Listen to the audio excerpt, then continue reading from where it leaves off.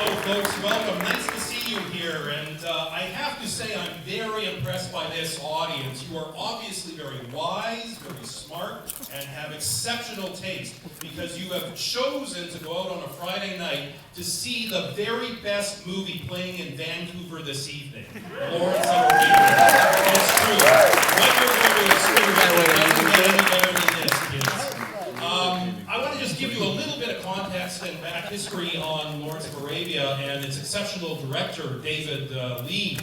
David Lean was a British director. He started his career as a film editor in England in primarily the 1930s, and that was a real excellent way for a future director to not only study a lot of footage, because when you're editing you got a lot of footage to look at, but to understand cutting, to understand pacing, to understand rhythm. What do you leave in, what do you take out? So when he started directing films in the 40s, he started to collaborate with a little playwright by the name of Noel Coward.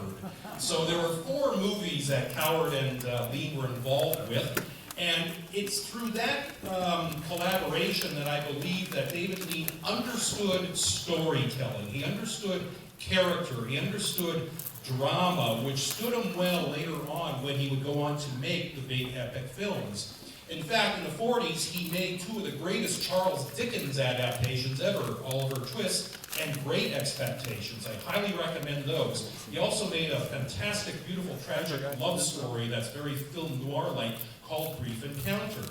He made several other films. One of the more notable ones would be Hobson's Choice with Charles Laughton, but Summertime in 1955 with the great Katharine Hepburn, which was shot in Venice, Italy in 3-strip Technicolor. Search for that film. It's gorgeous, especially to see Venice mid-20th century in full Technicolor.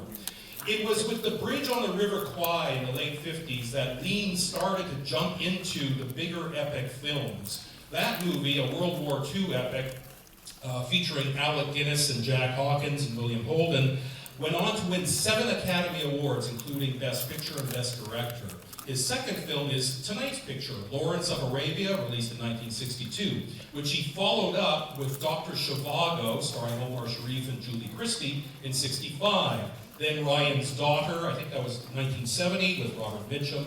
Then he retired from the movies for 14 years before coming back with A Passage to India in 1984.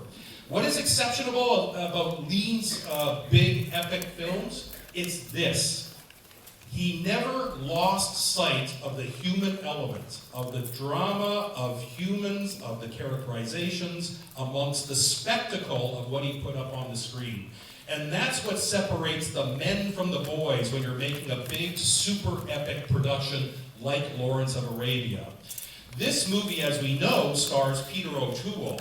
He had appeared in a couple of other films prior to this, but this was the big breakout for him. But he was not the first choice to play the intrepid adventurer T.E. Lawrence. Marlon Brando was the first choice. Can you imagine him mumbling his way through Arabia? Marlon Brando turned it down quickly and went on to star in the remake of Mutiny on the Bounty at the time. Thank you, Marlon. Pardon me? Thank you, Marlon. I mean, I love Marlon Brando, but the second choice was Albert Finney, a young Albert Finney, who actually did a few tests, some screen tests, and apparently he was very good. Now keep in mind, Albert Finney was known for his kitchen sink English dramas, the Angry Young Man film. So he was eventually offered the role, but he turned it down. Yay, thank you, Albert.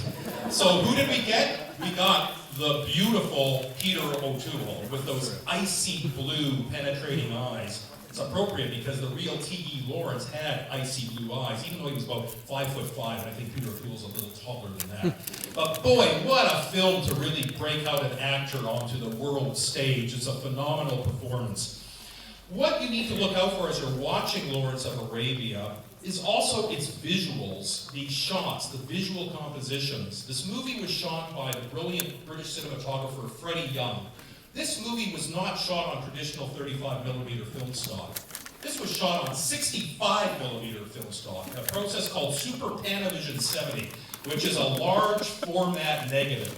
When I saw the 70mm restoration of this in the early 90s, which was one of the great movie-going experiences of my life, I swear I could see every grain of sand, every drop of sweat in this picture. That's how good it is. That's how good the cinematographer was. and this large format film. As you watch these beautiful compositions, they're not just pretty pictures. These are compositions that are thought out in terms of how it motivates the character, how it comments on the drama, on the emotions, and the psychology. Keep that in mind as you're watching some of these breathtaking images. They're not just picture postcard, it says something about the character of T.E. Lawrence. The music score is one of the greatest ever by Maurice Jarre. This was his first major breakout score. It's a score that is sweeping, it is epic. It is filled with character and nuance and melancholy, and also it's got a snappy quality to it as well. It's a remarkable score by Maurice Jarre, and based in the screenplay by Robert Bolt. It was started by Michael Wilson, but Robert Bolt did a major rewrite on it. He wrote A Man for All Seasons, and this was his first screenplay.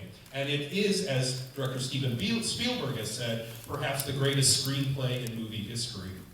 And speaking of Spielberg, this movie we're seeing tonight had such a great impact on future filmmakers like Steven Spielberg that it adds to its monumental greatness. Any filmmaker shooting a movie in the desert owes so much to what David Lean, Freddie Young, and the rest of his crew accomplished literally in Arabia on something like a 280-day shooting schedule. So it was mostly shot in Jordan, partially in Spain, and partially in Morocco.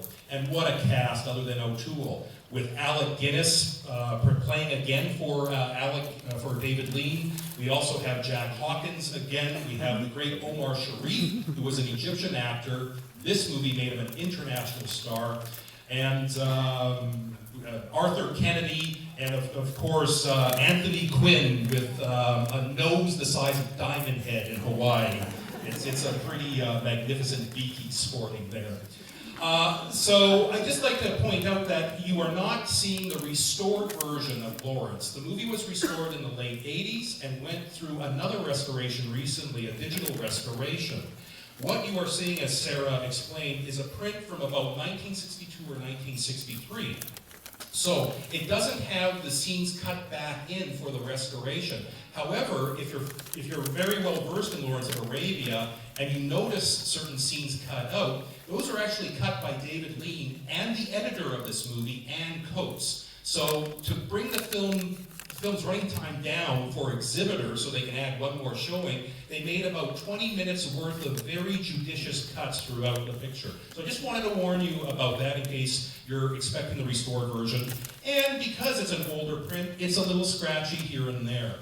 I'd also like to prepare you for the overture. We're not used to that in movies anymore, but in the 60s for the big epic spectacles and roadshow movies, you would have an overture. So for about 2 to 3 minutes, you'll hear the various themes of Lawrence of Arabia while there's no image on the screen. Then the Columbia logo comes up and we all settle into the film. There is an intermission roughly 2 hours, 15 minutes into the film, and we'll take a break for 10 minutes. There'll be giveaways here, and then we come back to the movie and there's exit music as well. And by the way, one of the prizes we're giving away is the restored version of Lawrence of Arabia on Blu-ray. It's the latest high-definition transfer. This was donated by Videomatica Sales. They don't rent movies anymore, but they sell movies in Zulu Records. And if you're a cinema lover, it is an oasis for you. There's an amazing collection of DVDs and Blu-rays of classic films, art films, foreign films, animation, new Hollywood releases, and so on. So thank you, Videomatic, for donating the restored Blu-ray copy of Lawrence. So one lucky person will win that tonight. So thank you for having me here. I hope you enjoy Lawrence of Arabia. I'll be here during the break and afterwards if you wanted to chat about it. You're about to experience one of the greatest motion pictures ever made by Mr. David Lean. Thank you and enjoy the film.